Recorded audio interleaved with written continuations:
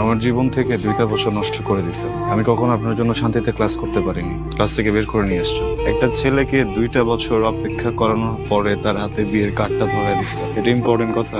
তাকায় আছেন কেন বলেন না? 2টা বছর ছটফট করছেন না কথাটা বলার জন্য? এর থেকে অনেক বেশি ছটফট আমি করছি কথাটা শোনার জন্য। আচ্ছা একটু বলেন প্লিজ, আমি শুনে এখান থেকে চলে যাবো, আমি কোনো সিন ক্রিয়েট করবো না। আমার দিকে তাকান।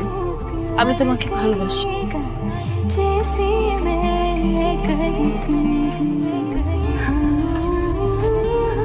ইম্পর্টেন্ট কথা শুনলা, বুঝলা, এখন চলে যেতেছো। কি কথা বলো না কেন? কারণ আমি কিছু বলতে আসিনি, শুনতে আসছিলাম। শুনে ফেলছে। আমি কি করব? বিয়ে করবেন, সংসার করবেন। তুগুলা মানুষের সামনে আমি কি বলছি সবাই শুনছে, তারপর আমার বিয়ে হবে তোমার মনে হয়? সরি, ভালো থাকবেন। ওকে।